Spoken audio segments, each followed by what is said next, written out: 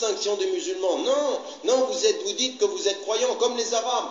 قالت الأعراب آمنا قل لم تؤمنوا لم تؤمنوا, c'est pas vrai. Les Arabes, ils ont dit on a cru. Non, c'est pas vrai. ولما يدخل الإيمان في قلوبكم. C'est pas vrai, vous ne croyez pas. Vous êtes قولوا أسلمنا. Dites nous sommes musulmans, mais la foi elle n'est pas là. En fait, vous pouvez être musulman dans votre pratique et pas croyant dans votre cœur. C'est ça que dit le verset de Surat al-Hujurat. Les Arabes ont dit Amanna. Non, c'est pas vrai. C'est-à-dire, vous êtes en train de prier, vous êtes en train de donner de l'argent, mais votre cœur, il est où? La foi, elle n'est pas rentrée dans votre cœur. Et nous, toutes nos disputes, elles montrent ça. On est des musulmans dans la forme. On n'a pas encore la foi de la lumière dans notre cœur. C'est ça que ça veut dire.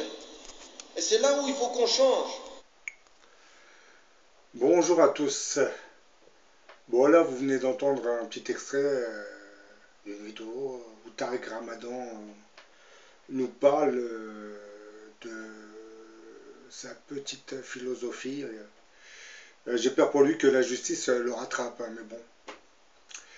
Tariq Ramadan, qui vient d'être mis en examen ce vendredi 2 février pour viol, aurait demandé qu'un éventuel placement en détention provisoire requis par le parquet fasse l'objet d'un débat ultérieur entre le juge des libertés et de la détention et sa défense.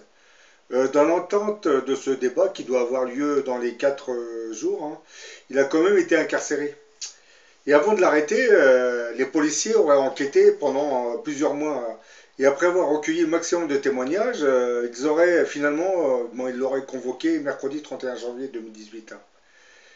Et après avoir reçu 2 plaintes pour viol, hein, l'une qui avait été déposée le 20 octobre 2017 par Enda Ayari, hein, une ancienne salafiste devenue militante de la laïcité, hein, et l'autre le 27 octobre par une femme qui aurait préféré rester anonyme, hein, les policiers auraient depuis quelques mois recueilli le récit d'autres femmes. Et toutes ces femmes semblent s'accorder pour dire que Tariq Ramadan était en fait un personnage assez violent. Hein. D'après le témoignage d'une Française convertie à l'islam, Tariq Ramadan lui aurait donné rendez-vous au bar de l'hôtel Hilton de Lyon où il était descendu pour une conférence en octobre 2009. À l'époque, cette Française convertie à l'islam entretenait depuis le 31 décembre 2008 une correspondance avec M. Ramadan, auprès duquel elle cherchait conseil, hein, comme beaucoup de musulmans le faisaient à l'époque. Hein. Et ce dernier, qui vivait séparé de son épouse, lui aurait promis un mariage religieux. Bah, c'était leur première rencontre, mais comme elle le racontera aux enquêteurs qui l'interrogeaient, au bout de 10 minutes, hein, il m'a dit nous ne pouvons pas rester là, car tout le monde nous regarde et je suis une personne assez connue. Bah, Tariq Ramadan finira alors par gagner sa chambre en prenant l'escalier, pendant que cette Française convertie à l'islam, qui marche avec une béquille hein, depuis un accident de voiture, prendra, elle, l'ascenseur, hein, pour qu'ils ne soient pas vus ensemble. Bah, d'après son témoignage, l'agression aurait eu lieu assez rapidement après son entrée dans la chambre. Elle aurait reçu des gifles au visage, au bras, au sein et des coups de poing dans le ventre. Il lui aurait demandé une fellation et pratiqué une sodomie hein, qu'il aurait imposée de force. De nouveaux coups, un nouveau viol. Et elle explique qu'il l'aurait traîné par les cheveux dans toute la chambre pour l'amener dans une baignoire de la salle de bain. Hein. Ensuite, il aurait uriné dessus, avait-elle déclaré dans sa plainte. Bah, ça me surprend quand même ce témoignage, mais bon, je ne sais pas si cette personne, c'est un témoignage monté de toutes pièces. Il faut toujours se méfier hein, des montages, hein, des complots. Mais bon, Tariq Ramadan aurait dit que c'était faux ce qui s'était passé. Hein. Il dit que la rencontre n'aurait duré qu'une demi-heure. Hein. Lors de la confrontation, il avait nié tout viol et même tout acte sexuel. Hein. Alors que sa victime présumée, elle, donnait cependant des détails et aurait décrit entre autres une petite cicatrice hein, qui bien entendu après vérification s'avérait exacte. Hein. Tariq Ramadan avait bien une cicatrice à l'endroit décrit par la victime. Bah, à l'issue de cet échange assez tendu, l'islamologue aurait finalement refusé de signer le procès verbal. Bon là c'est logique, hein, parce que s'il signait ce procès verbal, c'est qu'il reconnaissait le viol. Et Tariq Ramadan est-il vraiment la victime d'un complot hein? Ou alors est-ce une personnalité dont la psychologie cacherait un problème qui se traduirait par une envie exagérée des femmes? Par contre, je tiendrais à préciser, hein, concernant le témoignage d'Enda Ayari, hein, vous avez un témoin qui aurait affirmé dans une attestation qui avait été transmise à la justice, hein, avoir été menacé d'une plainte pour viol par cette fameuse Enda Ayari, hein, celle qui accuse Tariq Ramadan, hein. Et ce témoin explique qu'il aurait repoussé les avances de cette femme en 2013. Ben, ce témoignage qui date du 27 novembre 2017, c'est celui d'un fonctionnaire assermenté, hein. Il racontera avoir rencontré Enda Ayari en mars 2013 alors qu'elle cherchait à obtenir des conseils juridiques, hein, dans le cadre de problèmes professionnels. Quelques jours après, elle voulait me revoir, me disant avoir besoin de réconfort, hein. Bah, je lui ai dit, c'est le témoin qui parle, hein, je lui ai dit être marié, hein. Et cette Enda Ayari insistait. Donc je refusais ses avances, a écrit le témoin, hein. Et selon lui, Enda Ayari, qui accuse aujourd'hui le théologien de l'avoir violée dans un hôtel parisien en 2012, hein, voulait absolument une relation intime, hein. Elle m'a menacé de porter plainte pour viol si je n'acceptais pas une relation sexuelle avec elle, hein. Elle me harcelait. Bon, il explique qu'elle le harcelait des jours durant, hein, poursuit-il, hein, dans cette attestation. Bah, c'est ça qui est étrange, hein. Si ce témoignage s'avère exact, c'est que cette Enda Ayari serait une sorte de provocatrice, hein. Probablement qu'elle aurait même tenté Tariq Ramadan, elle l'aurait probablement charmé, hein. J'ai l'impression que c'est elle qui aurait poussé Tariq Ramadan à agir, s'il a vraiment agi, hein. Donc, faut se méfier tout de même de tout ce qui est dit actuellement, hein. Parce que Tariq Ramadan a été arrêté, c'est bien. Mais bon, le problème, c'est que l'enquête se poursuit, hein. Probablement que certains de ces témoignages n'existent même pas, hein. Peut-être qu'ils ont été inventés. Donc ça voudrait dire que Tariq Ramadan serait victime d'un complot.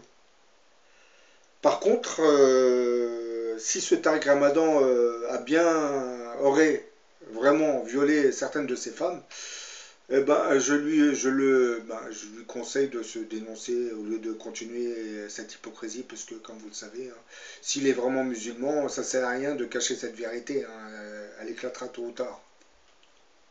Ça, je dis ça au cas où il est vraiment responsable, hein, parce que s'il ne l'est pas, qu'il prouve son innocence en faisant des vidéos pour dénoncer ceux qui complotent contre lui dans cette affaire. Mais ce qui est étrange, c'est que depuis quelque temps, je ne le vois pas beaucoup faire des vidéos pour dénoncer ce qui se passe réellement. Peut-être qu'il a peur que d'autres femmes viennent témoigner, je ne sais pas. Parce que les enquêteurs de la police auraient repris plusieurs témoignages, hein. Et certains de ces témoignages semblent le discréditer, hein. Bon, c'est dans le dossier de la police, hein, des enquêteurs judiciaires. Mais bon, là aussi, hein, méfions-nous du complot, puisque comme vous le savez, Tariq Ramadan, hein, c'est un islamologue, hein, qui a tendance à discréditer les hommes politiques et l'intelligentsia juif dans ce pays, hein. Parce que lorsqu'il est invité sur des plateaux télé, vous remarquez qu'il a une très bonne élocution, il sait répondre, hein. C'est tout le contraire de Chelgoumi, hein. Chelgoumi, la mascotte du CRIF, hein. Tariq Ramadan, c'est vraiment un intellectuel, hein, assez cultivé aussi, qui a du répondant, hein. Il sait très bien remettre à leur place certains hommes politiques, hein, qui pensent avoir affaire à une personne qui n'est pas très intelligente. D'ailleurs, beaucoup de ces hommes politiques ont tendance à parler, j'ai l'impression qu'ils semblent s'adresser à des gens ignares. Lorsque la personne qui est en face commence à argumenter son discours, certains de ces hommes politiques sont presque bloqués.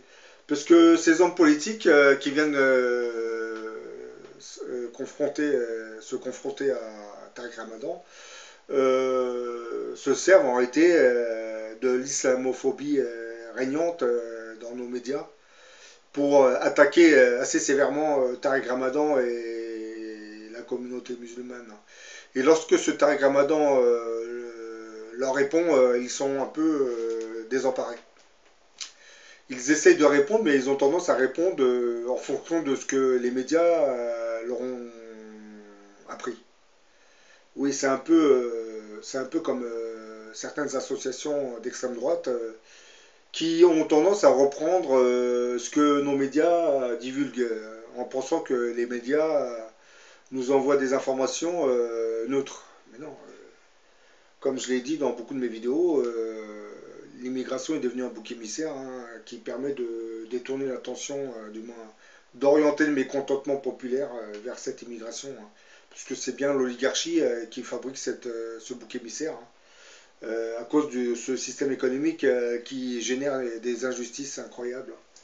Donc pour que le peuple ne se révolte pas contre les vrais responsables de cette situation économique, eh ben, on leur met en pâture un bouc émissaire musulman. Et ce Tariq Ramadan avait tendance à défendre la communauté musulmane, puisque comme vous le savez, dans les débats télévisés, on avait tendance à inviter toute la clique d'intellectuels, du moins le clan laïque surtout. Par contre, en face, parce que dans une démocratie, on met les deux belligérants en face et ils débattent. Mais il semble que dans nos médias, ça ne marche pas comme ça. On invite le clan laïque et le clan laïque débat, ils font un débat entre eux. Par contre, on attaque l'islam, les musulmans, mais bon, on n'invite aucun intellectuel musulman. Bah oui. Dans ces conditions, je ne vois pas à quoi sert le débat. Hein. C'est comme si on faisait un débat contre le nazisme. Et puis, dans ce débat, on fait venir que des nazis pour discuter. Ça prête à rire, mais bon. Bon, j'espère que pour ce Tariq Ramadan, il est vraiment innocent de tout cela. Hein. J'espère pour lui qu'il n'a pas vraiment violé ses femmes. Au cas où, s'il l'aurait fait, ben, il faudrait qu'il s'excuse devant la communauté musulmane. Hein. Qu'il se retire complètement, parce que là, il se discrédite complètement. Hein. Parce que vous avez vu dans la vidéo, il fait des super beaux discours hein, où il dénonce l'hypocrisie des musulmans. Il leur explique que vous allez faire vos prières, mais vous n'avez pas la foi. Oui, c'est bien de dire ça, mais bon, faut quand même être représentatif du musulman pour pouvoir s'exprimer de la sorte. Donc, s'il s'avère exact que ce Tariq Ramadan aurait violé ses femmes, et ben c'est très mal parti pour lui. Hein, donc ça va plus devenir une référence pour les musulmans.